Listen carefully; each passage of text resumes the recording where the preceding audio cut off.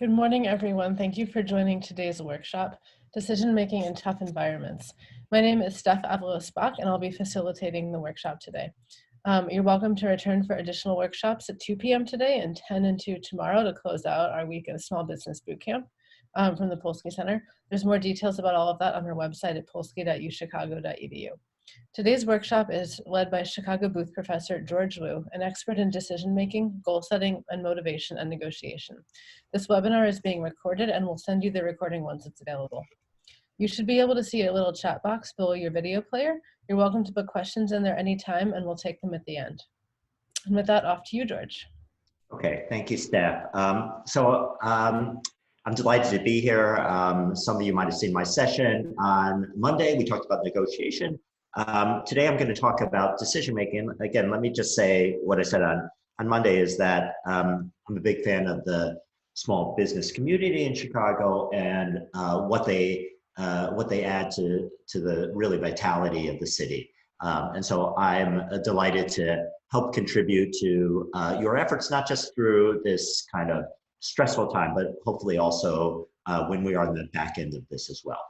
So before I get started, I think that one of the ways that I think about at least this particular module is for those of you who have been through other modules, for example, the crisis communication or the kind of transformation module or the module about access to capital, is that I think one of the ways that I like to frame this is that decision-making is a kind of framework for thinking about a lot of those kinds of issues that have come up before. In other words, that to the extent that ideas about creativity or innovation or whatever, spark potential options for you, then the question is, how do you go about evaluating them or deciding whether to follow through on them? So with that as a little bit of an introduction, what I want to do is give you a little bit of an overview of what I'm going to do today. So the first question here is, I always like to think about the following question, which is why is making decisions hard? And obviously the kinds of things that we're predominantly talking about here, which is making decisions today in this kind of tumultuous environment, there are especially stressful, but I think a lot of the ingredients about why decisions are difficult ordinarily also are exhibited here. It's just that in some ways they're amplified. And I think that to help you to make better decisions, I'm a big fan of kind of simple checklists. And one checklist, or you could call it a framework for thinking about the elements of decisions, are what I call the A, B's, and C's. And then the third idea is that I'm a psychologist who's studied decision-making for many, many years. That's what I do. I teach decision-making, I study decision-making. And one of the things I wanted to do was talk about a few, let's call them biases or sort of traps that decision makers face that are particularly relevant for the kinds of decisions that you're facing right now. One is how to think about managing uncertainty. And second is how to think about the sort of balance between short and long-term trade-offs. And then we'll take some questions and wrap up. Okay, so this is actually the cover of Harvard Business Review, maybe about 14 years ago. It is an issue on decision-making. And I actually had the pleasure to meet Tom Stewart, who was the editor of HBR at that time, and asked him about this particular issue when it came out. And he said that one of the things I wanted to do as editor of Harvard Business Review is put together topical articles or topical issues on things that managers do all the time. And the very first thing that I thought about was making decisions. And here's a quote from that particular issue. Decisions are the essence of management. They're what managers do, sit around all day making, or interestingly, avoiding decisions. Managers are judged on the outcomes, and most of us have only the foggiest idea how we do what we do. So if we take that as a motivation, and you can agree with that completely or somewhat, but I think what's interesting is that as a small business leader, you make decisions all the time. You make big decisions, you make small decisions. We all make decisions all the time, but very few people have thought about how to make decisions systematically, and moreover, how we make decisions. And ultimately, the real question is how we should make decisions. Second thing is that effective decision making really makes a difference. And I think that should be obvious, but there is a lot of room for making better decisions. This is true, and I said this in negotiation as well. This is true both in stormy weather, right? And I think the sort of parameters of making decisions in this environment are a little bit different. But I also think that everything that we say today also applies for the good times as well, and for all the weather in between. And the last thing is that if we think about effective decision making, I'm going to call it smart decision making, is that typically people think of there being a trade-off between smarter decisions or better decisions, more effective decisions, and faster decisions. And I actually think that sort of idea of a trade-off is largely wrong. Smarter decisions for most of us means actually better and faster decisions. And hopefully I'll try to make that clear. Okay, so one question here is, why is it difficult to make good decisions? And you know, in a lot of environments, what I do is I sort of crowdsource answers to this. And so what I'm going to do is kind of show you what typical answers to this question are. One thing that oftentimes usually comes up, is that there's too little time. That's obviously a consideration today. A second consideration is the opposite, which is that in different environments, sometimes there's too much time, and therefore there's no urgency to make a decision at any particular point. Too little information, maybe something here, but also you might have too much information, and so-called analysis paralysis could be operating. Or the information might be of poor quality. It might be qualitative when you want quantitative. It might be ambiguous and therefore hard to interpret. It might be tangential or only somewhat related to the particular question that you have. You might have a fear of bad outcomes. Maybe all the kinds of things that we're talking about are bad outcomes. You might have a fear of closing doors and therefore closing out options. There are going to be conflicting objectives. I think a lot of the kinds of decisions that we're facing now, there are trade-offs between short and long term. There are trade-offs between kind of soft issues and hard issues, like people issues and financial issues. There might be functional differences in terms of how we think about things as we take a look from it as a marketing person or an operations person or a financial person. There might be multiple stakeholders who are affected differently by our decisions. And then, of course, there could be differences between how we think about things intuitively and how we think about it analytically, or the gut and the mind, or lots of different ways of saying that. And then finally, a lot of times decisions are difficult because maybe they're novel and there's no necessarily clear history or framework for evaluating these particular decisions. So almost all of these apply in today's setting, probably with the two exceptions of too much time. That's probably not something that you have liberty of having, or too much information. So let's take those as given. And one way of saying, how can we deal with that massive amount of complexity, is that part of it is that what we're looking for is a little bit of a framework for thinking about decisions clearly. And what I'll add is that what I think a good framework enables you to do is just to think about a decision clearly, but also consistently. So especially in moments of stress when you have to make a decision really, really quickly, what you'd like to do is have a framework that you can just pull out and kind of go through this. And this is a framework that I like a lot, partly because it's a framework that can be used quick and dirty, or it's a framework which you can elaborate on and build out. So first of all, this framework is what I call the A, B's, and C's of decisions. And it consists of the three major components of all decisions. So let me just talk about what they are, and then I'll talk a little bit about a couple of them in more detail. First of all, we make decisions by choosing among a set of alternatives. Second is that decisions involve uncertainties, and so therefore we have to form beliefs or estimates or judgments about those critical uncertainties. And then the last thing is that we make decisions because of the consequences, and therefore what we have to do is understand the objectives. So alternatives, beliefs, and consequences. Those are three particular elements of making decisions. And I think that I'll talk about alternatives just in a second, but this particular framework, A, B's, and C's, is a sort of quick and dirty framework. again, it can be quick and dirty, or it can be more elaborate, but it's a very simple framework. And what I do is I use this framework all the time to make sure that I've thought about all the major elements of a decision. And that I think it's useful because once you start using it, it's amazing how much clarity that you'll have in a relatively short amount of time. And what that clarity usually does is it gives you some confidence. Now, one way, I'm going to talk about the second one, beliefs and consequences, in a little bit more detail, and I'm going to talk about some traps associated with that. But let me talk a little bit about alternatives. And my colleague Josh Klayman was here and talked a little bit about innovation and transformation and creativity. And I think that one trap, so to speak, about making decisions is that we often tend to generate a relatively narrow set of alternatives, right? So in kind of good days, what we do is we typically confront options or opportunities that are thrown in front of us. We don't think broadly about other kinds of things that we could do.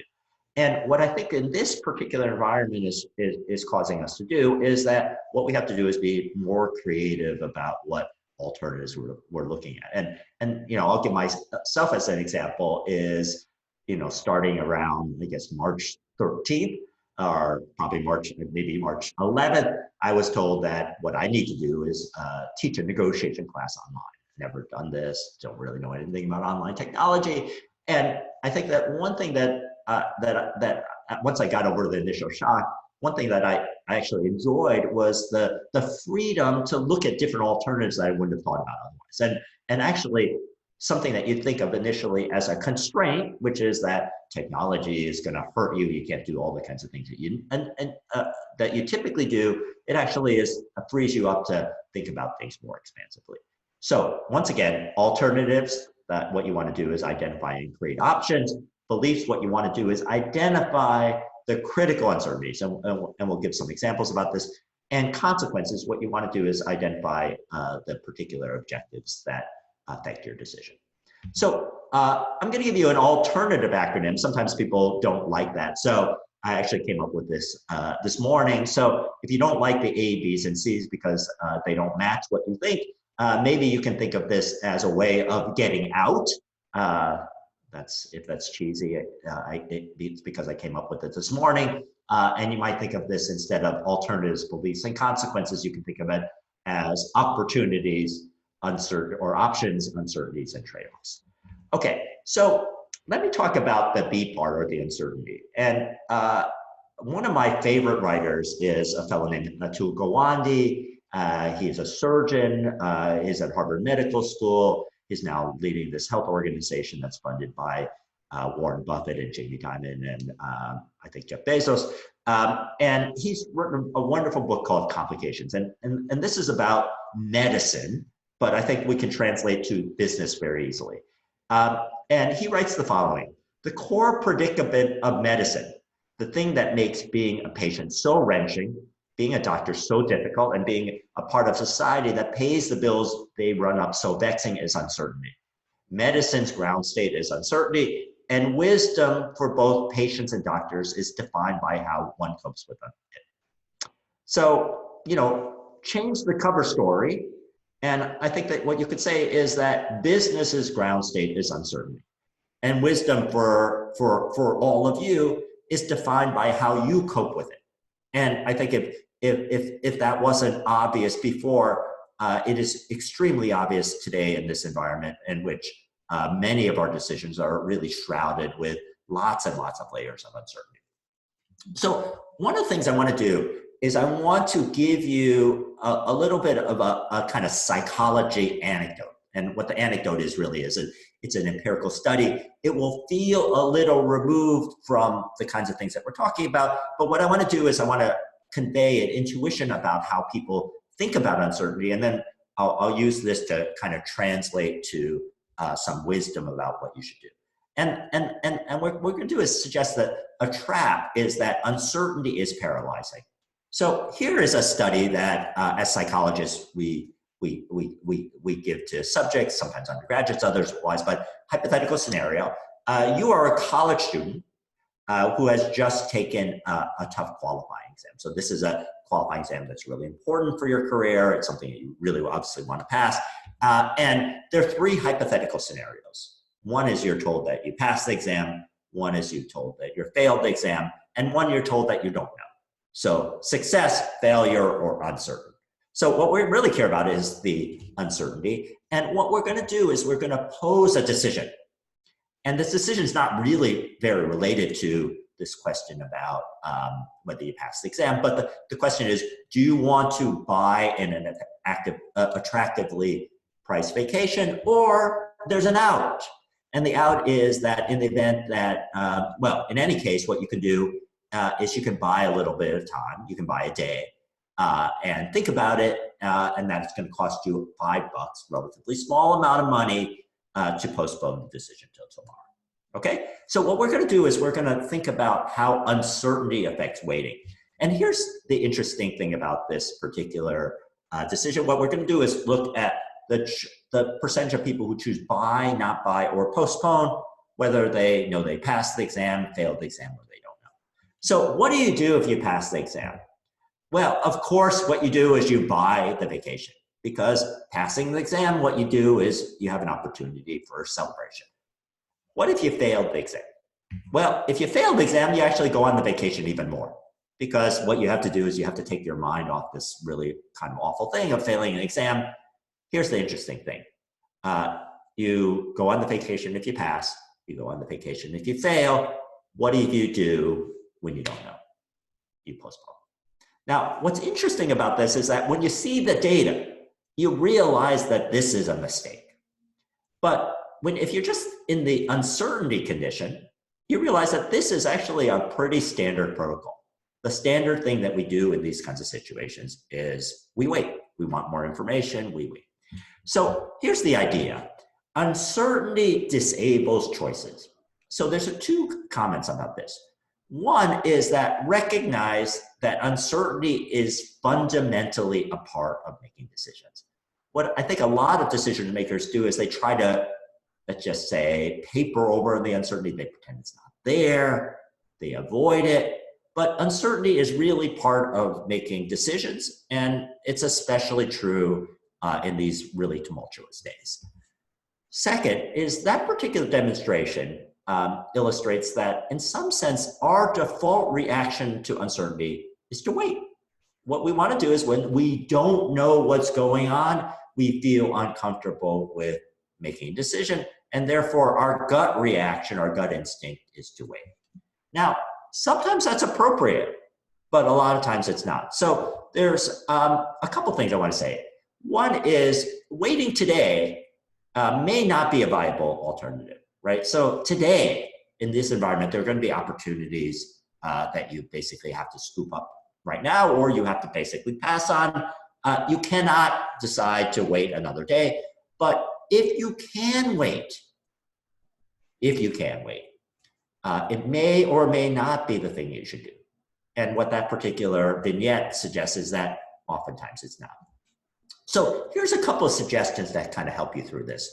One is that I think part of the reason that people want to procrastinate or postpone is because they don't feel like they have a lot of clarity about the decision. So one of the things I think is really useful to do is just to go through these A, B's, and C's to get more clarity.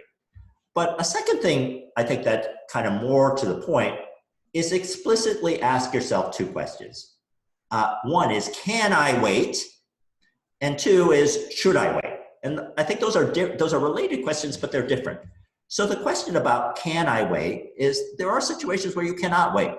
The decision must be made now, an opportunity will disappear. If you don't make the decision right now, it doesn't exist tomorrow. On the other hand, there are decisions that are the opposite. There's no urgency to make the decision now, or at least in the immediate future. The opportunity will be there later, and it will be the same opportunity tomorrow as it will be today. And there's a lot of cases in the middle, which is you're not necessarily sure. The opportunity may be there tomorrow, but it could disappear. It may be somewhat dissipated. It may not be as attractive tomorrow. Competitors may come in, whatever. So yes, no, maybe. Then the question is, should you wait? And I'll give you two reasons why you should wait. One is that, especially in this environment today, one good reason to wait is because you are, it should say, I am too frazzled. I am too frazzled to make a good decision today. And I think that's okay. It's better to wait to make sure that you're in a better state of mind than to sort of cram a decision in when you're not in a very good state of mind, or if there's something explicitly that you're going to learn. So let's turn to that. But the second thing is that you're in a good place to make a decision now, and actually there's nothing you're necessarily going to learn tomorrow. So I think one of the things to kind of take this into the kind of situation that we're in now is that a lot of decisions have to be made over the course of, could be made over the course of a week, 2 weeks, whatever. And there are lots of things that we would like to know. We'd like to know when the economy turns around. We'd like to know what government funding is going to be, all kinds of things like that. But one of the things that at least in a lot of cases is unlikely is that we're going to really learn a lot that would materially change our decision over the course of the time that we have to make the decision. And I think that's something always to ask yourself. If you're going to postpone a decision for a week, what do you think you're going to learn in a week? And I think that unfortunately the answer in a lot of cases is not very much, or alternatively, not much at all. So what I like to think of is saying, what's the benefit of waiting? Be articulate about what the benefit is. Also be articulate about the cost. And sometimes what the best thing to do is just hunker down and make a decision now. The second thing is that your decisions involve trade-offs. So there are lots of articles online about this. This is just a kind of a poignant article, is that some restaurants have an opportunity to create some cash. They have an asset. The asset is their liquor stash, their wine stash. Restaurants are selling their trophy bottles to make it through the pandemic. Now, that's not an obvious decision to make. And so, here's a couple quotes. With over 150 bottles, including some really rare ones, the bars can carry a significant amount of inventory, much needed infusion of cash. But guess what? That selling wine at this particular time, especially when the buyers may be a little bit cash constrained, their stock portfolios have gone down, and other restaurants are also flooding the market with this kind of inventory. You're not going to necessarily get the best price for that. And here's something on the other side. Regardless of the avenue in which they're sold, each bottle represents a careful risk calculation, in some sense. Gamble. Many of these things are really hard to acquire. They're acquired by auction. We may not be able to get them again. So one of the things that you see here is that this decision is hard. And I'm just going to kind of in a stylized way, kind of take you through this framework of alternatives, beliefs and consequences, or options, uncertainties, and trade-offs. So one thing is to think about, what options do I have to get cash, right? This is one option, maybe a particularly attractive option, but there may be other options that you could generate. If we're just focusing on this particular selling wine option, there's one thing. The second thing I think is oftentimes just useful to do is to say, let's try to think about the uncertainties. In other words, one of the things I always ask myself is that if I could resolve some uncertainties, or somebody could resolve some uncertainties for me that would make this decision easier, what would I want resolved? And that's not actually a practical question, but it's a conceptual question. And the conceptual question is going to force you to get some clarity about the things that you want to learn. So one question I would like to know is, what kind of money can I get for selling my wine now? And then another question I might ask is, how hard is it going to be to replenish my stock later on, especially in the kind of rare bottles that are really coveted? Or will there be a later? Will there be a later if I don't sell the wine? Will there be a later if I do sell the wine? Will this generate enough cash?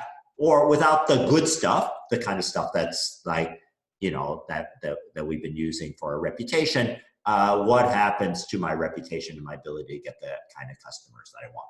Now, you could generate a lot more, and probably if you're a restaurateur, you'd have a lot longer list. But that idea here is that this whole set of kinds of things, at least raises some of the important considerations for this kind of things that you might want to think about. And then the last thing is to think about what the consequences are. And I think there's two broad set of consequences that you might care about, which is the short term, the cash for survival and maintaining staff and paying rent and the kind of urgency of doing that kind of thing that all of you are much more familiar with than me. And then the long-term issues about having, the best wine cellar that you could possibly have, the reputation for the future, all kinds of things like that. So one of the things that you can see is that, that this is not telling you what to do necessarily, but it's a structure for at least laying things out. And I spent like 2 minutes writing down this. Obviously, I could spend more time. If I knew some more about this, I'd have it more elaborate kinds of things and so on. So let's think about the short and long term very briefly. Many decisions involve trade-offs between now and the future. And the problem here is it's always hard, but especially now, it's always hard to give appropriate weight to today and tomorrow, right? So all our decisions, to the extent that they involve consequences today and consequences tomorrow, they involve some kind of trade-off. And the question is, what is the appropriate trade-off between today and tomorrow? The answer is there is no answer. It depends on your particular business and circumstances. But one of the things that, depending on your particular circumstance and how good a financial footing you're on, the trade-offs between today and tomorrow are going to be different.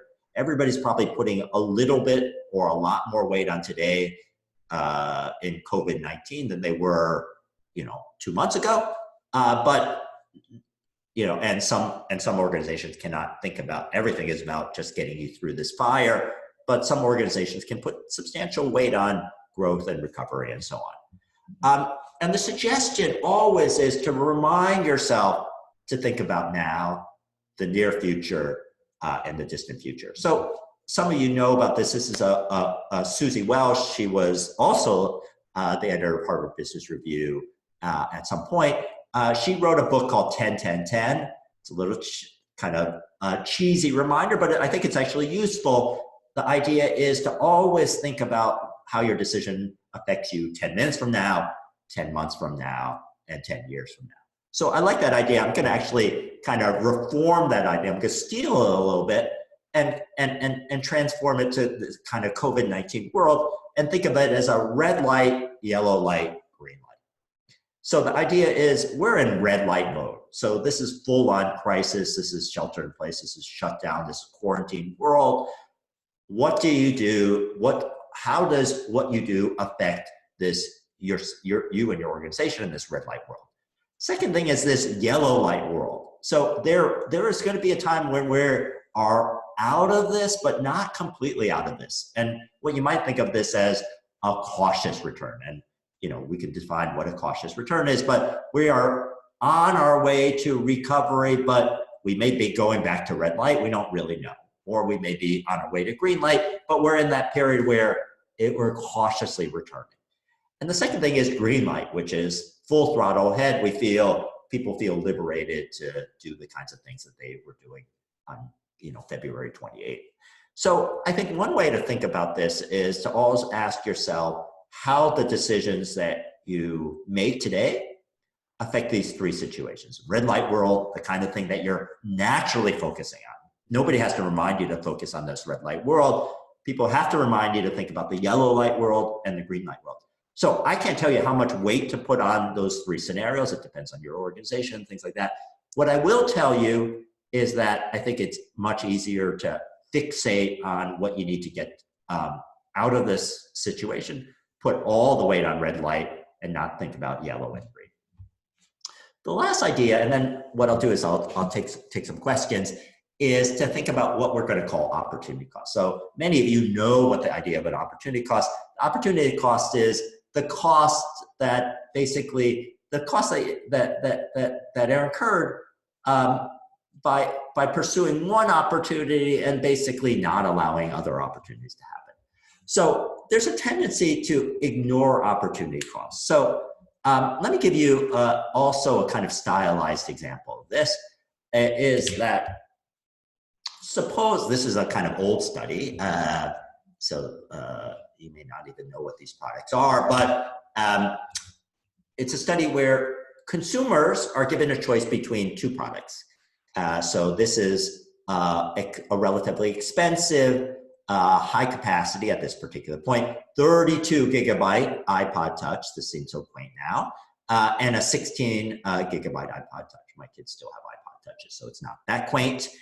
So you're given this particular choice. How to think about it is not so obvious. What happens is when people are given this choice, 63% of people choose the higher price product that has better capacity over the lowest price product. Now, let's just change this question slightly. And what we're going to do is we're going to highlight the opportunity cost of choosing the more expensive product. And the opportunity cost is the fact that if you buy the expensive iPod, it means that you have $100 less in cash to use on other things. That's obvious. You should know that. I mean, but here's what happens when you actually make that salient. Now, all of a sudden, people say, $100, that's a lot of money. What I'm going to now do is I'm going to choose the less expensive iPod. So one of the things I think is interesting is that in this kind of harried world, you need to be nimble and opportunistic. So opportunities will be thrust upon you. You will have brainstorms that create opportunities. You will have to make these quickly out of urgency and so on. The question here is, do you choose the right opportunity? And I think one of the things that you should recognize is that in the haste, and I'll add the stress of making lots of decisions, it's very easy to choose the wrong opportunity. Now, the fact that you have opportunities is great.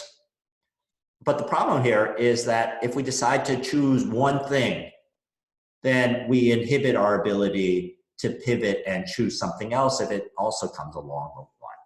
So here's the thing to always think about. Always ask yourself about opportunity costs. If you do pursue one opportunity, this opportunity, what resources, and the resources could be time, it could be people, it could be money, are you diverting from other opportunities that might present themselves in the future? Now, one of the things here is that makes this hard is you don't know what opportunities are going to present themselves in the future necessarily. But the question here is what you have to ask yourself is that if you take this opportunity right now, what I just decided to do is kind of grow out this little bit of business to create some cash flow, then that means that if some other opportunity comes along tomorrow that's actually maybe better, I won't be able to pursue that. So I can't answer the question about what to do. One of the things that this particular example suggests is that you don't naturally think about that. Second thing that I would suggest is that in this kind of haste to make decisions quickly, we oftentimes just are rash. We seize on any opportunity that we have.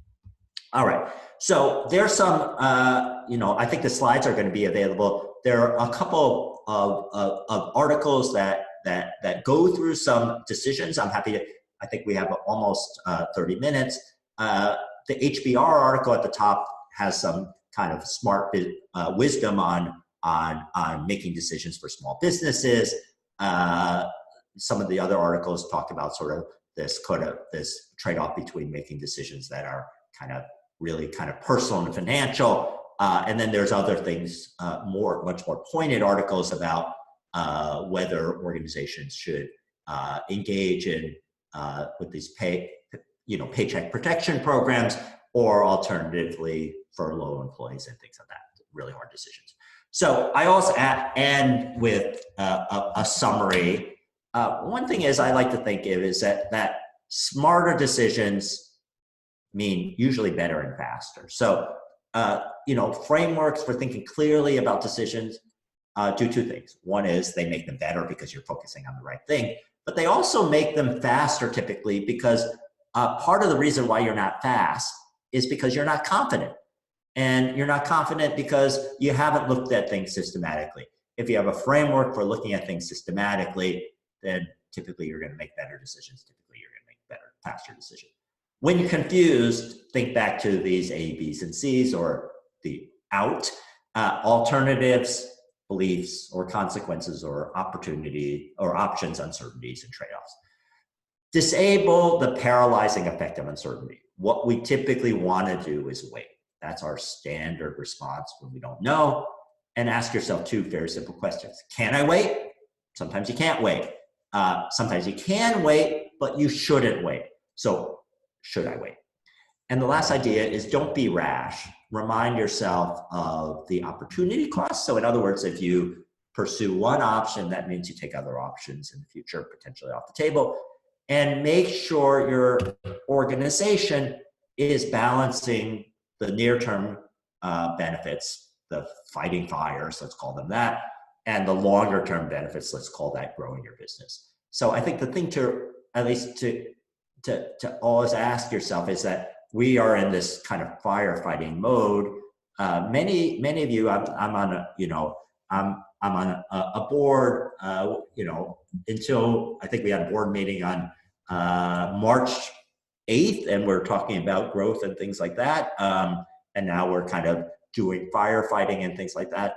And I think the thing is to always remind yourself is that there, we are most likely going to get out of this bruised, but healthy, and we need to be devoting some resources to thinking about growth. So on the back end, to think about the decisions that lead us to be in a good situation during recovery, yellow light, and full throttle ahead. That's the green light. All right, so that is all the prepared stuff that I have, but I think Steph, I'm happy to take on questions. Awesome. So reminder for everyone to submit them on YouTube in the chat box. But George, I have a couple to start us off with here. Should I take the share off so that I'm full screen? Sure, that works. But feel free to go back to the slides if there's certain ones that you think would be helpful. Happy to. Go ahead. So my first question for you is, I think this is all really, really helpful things that I can do to think, ways like frameworks I can use to think through decisions I have to make. What about when it's me and my co-founder, say, and now there's multiple people involved? How do we sort of adopt these techniques for those situations? It's a good question. I mean, I think there's a couple things. Is that one is having multiple chefs, multiple cooks is both a good thing and a bad thing. I think the extent that it's a good thing is that people have different opinions, people have different points of view, people think about things differently, and what that is I think that's very much an opportunity for you to kind of recognize and think about alternative ways of understanding the business, and to the extent that why not take advantage of the fact that, like, I have one brainstorm that's very different than the brainstorm that you have. So that's one thing. Where disagreements are likely to come in is that people are going to disagree on things like priorities. They're going to disagree on whether, this is one thing that we should be pursuing, or alternatively, another thing that we should be pursuing. We're going to disagree on priorities, short-term, long-term, people, financial, all those kinds of things. And we also might be just like more or less optimistic about lots of things. Like I might think that, the recovery is happening pretty quickly, and other people think differently. So those are going to be disagreements, and those disagreements don't have to be healthy. I think that one thing that this framework enables you to do, at least is to understand where the disagreements are going to be, and also to create a kind of vernacular for having conversations about those things. And just conversations about priorities are hard, but if they're not acknowledged and they're just sort of subverted to some extent, then you're never going to make a very good decision.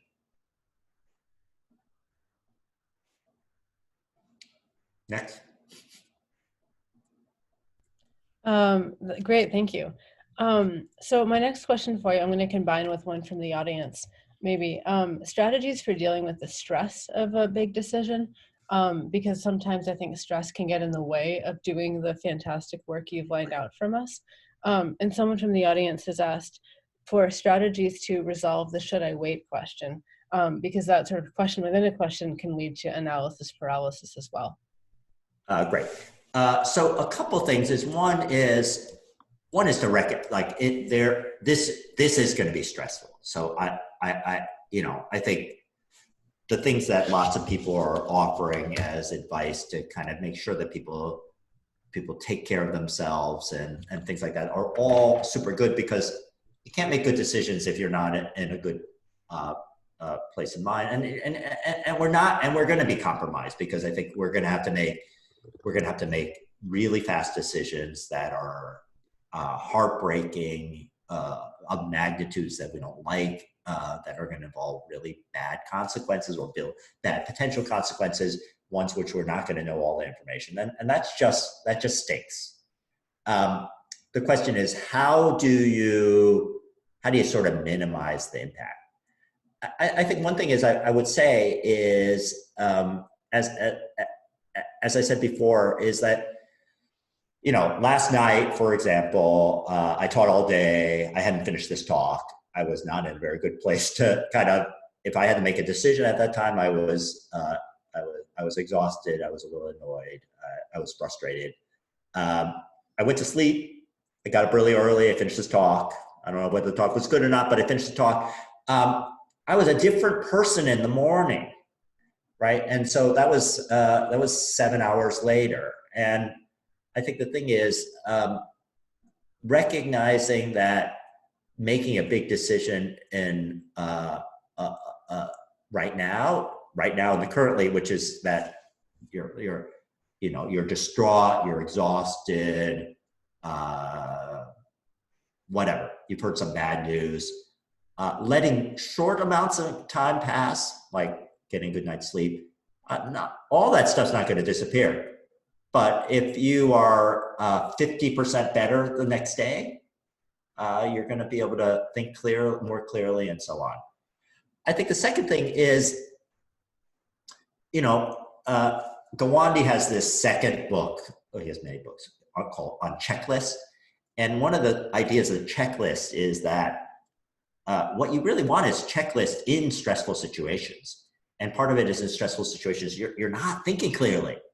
And what the checklists do is they make sure, like you say, like, my mind's not really operating, it's fuzzy, it's just not working. So what I need to do is I need to rely on doing this. And so he talks about checklists that surgeons have, he talks about checklists that pilots have, and they basically go through these various things. And none of these things are things that they think that they don't do. They think that they do all of these things. But the problem is, in moments of stress and hardship and stuff like that, you forgot something important. And because you forgot something important, there could be a disastrous consequences. So I think the thing is, I don't care whether you use my framework or not, but having a framework that you feel comfortable with, that gives you some clarity, gives you some confidence, helps you to understand stuff, that's the thing that you want to use in those stressful moments, because you want to be able to say, here's something I'm going to just pull out. Here's something that I can think of in 3 minutes. Here's something that I'm better at the back end of this because I thought about this. Next. That's great. Someone asks if decision support systems are still a thing, and I believe they're referring to software systems, maybe?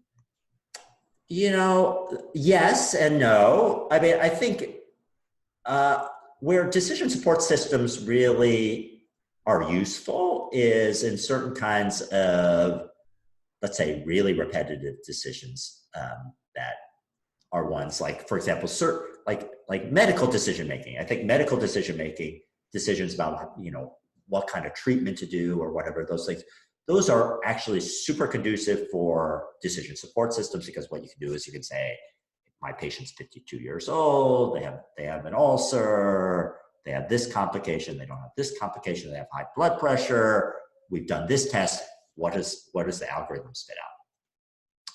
I think they're less useful, and I'm a little, I like the idea of algorithms on the whole. I don't think they're actually that useful for business people, and part of it is that I think you kind of need a more fluid kind of thing. And I think a lot of the kinds of things that we're talking about are ultimately pretty qualitative. I think, and they have to be sort of qualitative and flexible to take into account the sort of breadth of the decisions that you might make. So again, I think that I much prefer, instead of having something that's computerized that works for across lots of people, your job is to come up with, let's call it a checklist that works for you, that relates to kind of how you think, and make sure that you think about the right things reliably. That's great. That's helpful. Thank you. Moving on with more questions from the audience. They're really good, guys. So thank you, and keep them coming in. Someone says, clue 1 says that smarter decisions are fast ones, but clue 4 says don't be rash. So where's the balance between being fast but not being too fast? Yeah, I mean, usually, I'll just say, actually, it's interesting. So thanks for picking up on that. The rashness is interesting, and I think the rashness, people typically are not rash. I think actually that's what the sort of the analysis paralysis. Most of the time, they're not rash. I think today is a different situation, right? So today is a different situation where part of it is kind of people's worlds have literally been turned over. They don't know what to do. They're grasping on straws. They feel desperate. And I think that is the kind of environment where what we do is when we're stressed out, when things are really feeling lousy, we just try to grasp on whatever that we can. So I think part of it is that is a psychology about COVID-19 decision making, and COVID-19 decision making for small businesses and lots of others. It's not in general. I think most of the time people are not rash. I think most of the time, if anything, people are. I think the problem with most organizations is that they make decisions too quickly. I mean, too slowly. And part of it is, I will say that the problem with most organizations are not the kind of big ones, because the big ones kind of get the resources that they should get. It's the sort of medium-sized decisions that happen in organizations, because those things don't have to be made today or tomorrow or whatever. And that over time, what happens is people spend a lot of time on those decisions. They spend about the same amount of time that they do on big decisions. They just spend actually way more time than they should. And partly is they kind of expect to know the answer. And the idea is maybe you won't know the answer. So actually one thing I didn't put here is I as a kind of general bit of advice for people, and that, this is not a scientific question, but it's kind of intuitive question. I always ask people, when you're making a decision, think about how big that stakes of a decision are, and think about how much time you should be spending on that decision. And I think that's a really useful question. Now, how much time you should be spending on that decision might be constrained by the urgency to make a decision now, because you got to do something. But I think part of it is to the extent that oftentimes we spend more time on a decision than we should. And here's the trap, I think, which is a decision doesn't really matter that much because the stakes aren't that big. You should really be spending a day on that decision, maybe not even that much. At the end of the day, you do your analysis and try to kind of understand what's going on, and you're confused. You don't know what to do. And what the typical thing is, then you roll another day in, another day in, another day in, another day in. You spend a week on that decision. You don't make any different decision that you do in 5 days than you do one. You spent 4 extra days on it for a decision that didn't really matter. I think that's the kind of trap that most of us face. And again, the COVID-19 is a different circumstance altogether. So to piggyback off of that question, can you talk a little bit about how we make sure that the smaller or medium-sized decisions do actually get adequate attention? Because it is really easy to let the big ones drown everything out, even if they're big ones that we just can't answer yet, like something, just big things where we are actually waiting for information, and we're waiting for good reason. But it's just, since that's such a big decision, I think it's easy for that to get all of our attention. Yeah, I mean, I think there is a lot of, I think partly because there's lots of stuff going on. There are lots of decisions that need to be made. There's lots of decisions that need to be made quickly. I mean, so, people are, it's sort of, it's in some ways kind of free for all for a lot of small businesses. It's like a football game with like 2 minutes left on the clock. I mean, I think that's what it feels like for a lot of organizations. And I think you're right, Steph, is that there are lots of decisions that are smaller in magnitude and that don't need much attention, and there are other ones that do. I think one of the things is just to ask yourself. One is to kind of be organized and keep tally of the decisions that be made. And everybody needs to come up with their own system for that. But two is to ask yourself, is this a decision that needs to be made now, or can it wait? Is this how much time should be spending on this decision? And create a spreadsheet or something like that to just kind of manage the sheer volume of all these things that need to be done. Partly because you kind of need you need some kind of like what do they call them? You need some kind of dashboard to kind of help you out. There's just a lot of stuff going on. I'm thinking about in the negotiations class I took how we had worksheets to fill out that sort of forced you to calm down and slow down and think through all these different pieces. And I think that makes a lot of sense to write the decisions down, give them a size on the spreadsheet or on the list, and then try to think about how much time they're really worth. That might be one partial answer to the next question I'll ask for you, which is about decision fatigue. Yeah,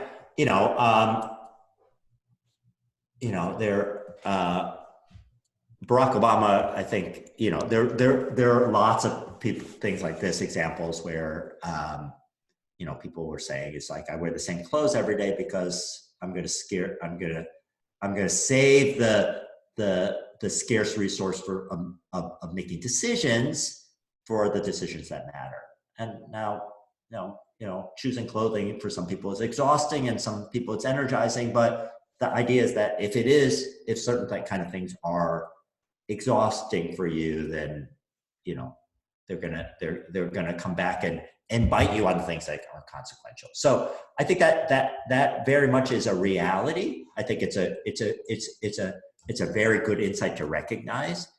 I would say the same thing that I would say before, which is that decision fatigue is a kind of stress in some sense, and it's a kind of I think it's probably a kind of stress that some of us aren't quite used to, but in some ways I think you know when you just are tired of making lots of decisions, and some of you have kind of gone through this, but we've done a few renovations over the years. And what you see is like kind of early on, you just, you're really attentive to all the decisions, spend a lot of time. And then like by the end, you're just exhausted. And what happens, of course, is that you make a lot of stupid decisions at the end and you go like, why did I do that? What? And that's decision fatigue. And the decision fatigue is most of the decisions you're making right, but some of the important ones you're not. And I think part of it is to kind of think about those. It's okay to make small decisions rashly.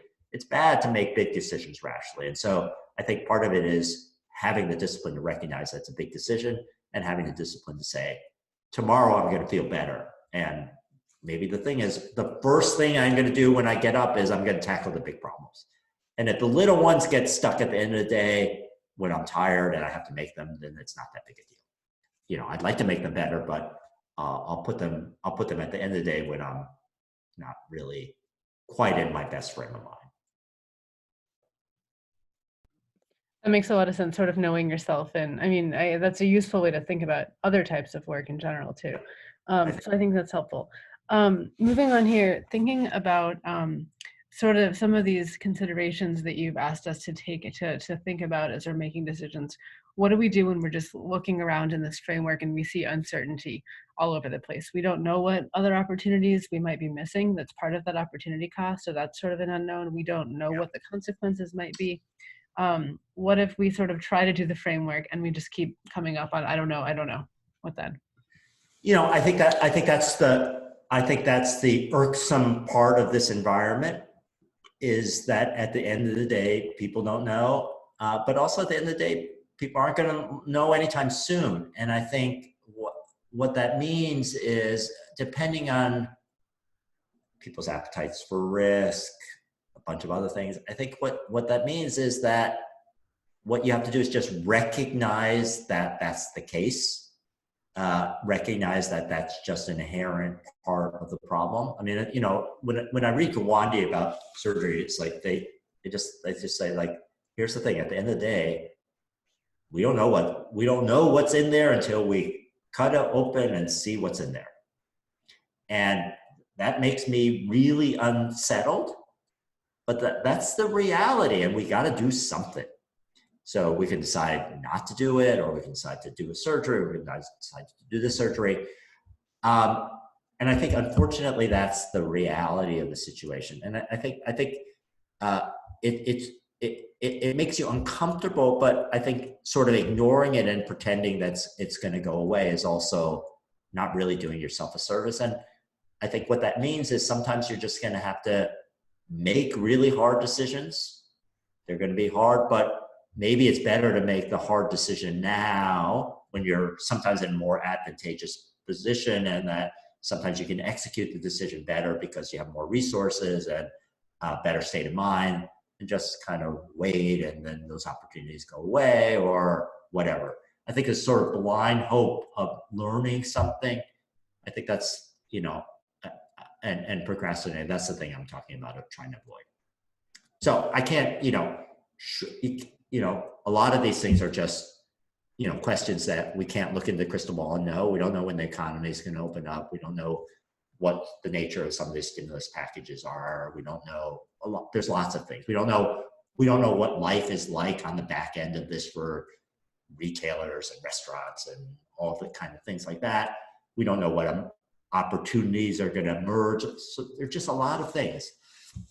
I think the other thing is, I forgot who it was, I just saw it on Twitter, is that one of the things I think that maybe it was David Johnson wrote something about, like, that I think it's also useful just sometimes to think, like, when there is uncertainty, is what you really want to do is you want to kind of take on things that enable you to be nimble and flexible and so on.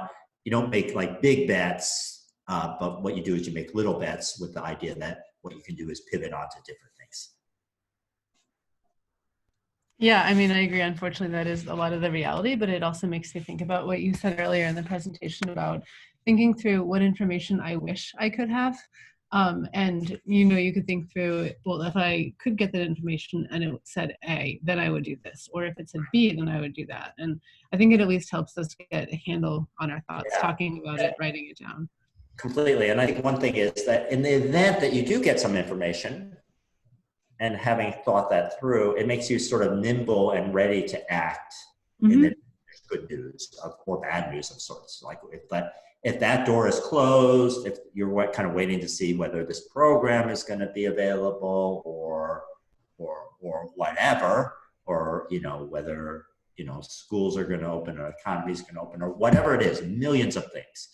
If that's the critical thing that you want to know, and door gets shut or door gets open or whatever, an opportunity emerges, then you're ready to pounce on it because you've thought through that clearly. Yeah, exactly. And I think for really difficult decisions, like, what do we do if we get this bad news? You can sort of practice walking through different scenarios without the actual stress of that situation being in your lap.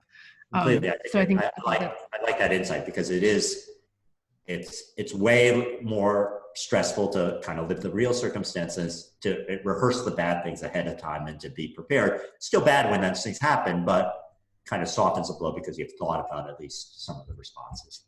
Mm-hmm. So to wrap up, I've got one more question that I really like here. It's about revisiting decisions that we've made in the past so that we can improve. Is there a frequency or a system that you would advise for looking back and reflecting on that?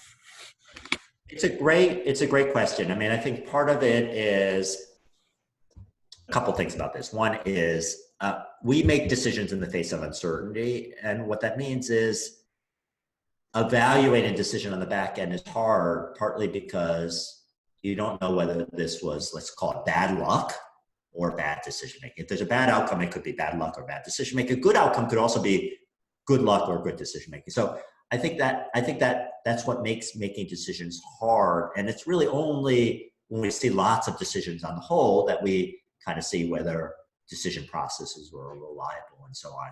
So, but that said, as I do think it's one of these things to ask yourself once you kind of know things, is to kind of write down a couple of ideas about what are some things that you did that you're really glad that you did, and you want to make sure that you do it again. So, you know, celebrate the good processes and the good thinking, but also say, you know, like I didn't think about this, or it never occurred to me to think about this, and that's something that I want to use in my process. And I think that kind of just really quick reflection, like what are the kinds of things that I did well, what are the kinds of things that I should, and just write them down. And I think that's just a great discipline.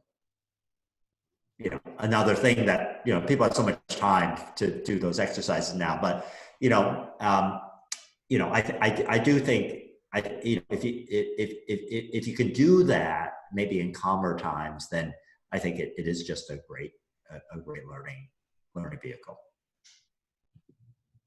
Perfect. Well, George, thank you again so much. I know it's always weird doing these things into a webcam, but you've been tremendous. And I think this is also really natural these days. good. And yeah, we can all give you a round of applause remotely here. So thank you again. And we invite everyone to come back for the last couple sessions later this week. Be good to yourselves. Good luck with your decisions. Be kind to yourselves. And good luck. Take care. Yeah, good luck to all of you. Bye-bye. Bye.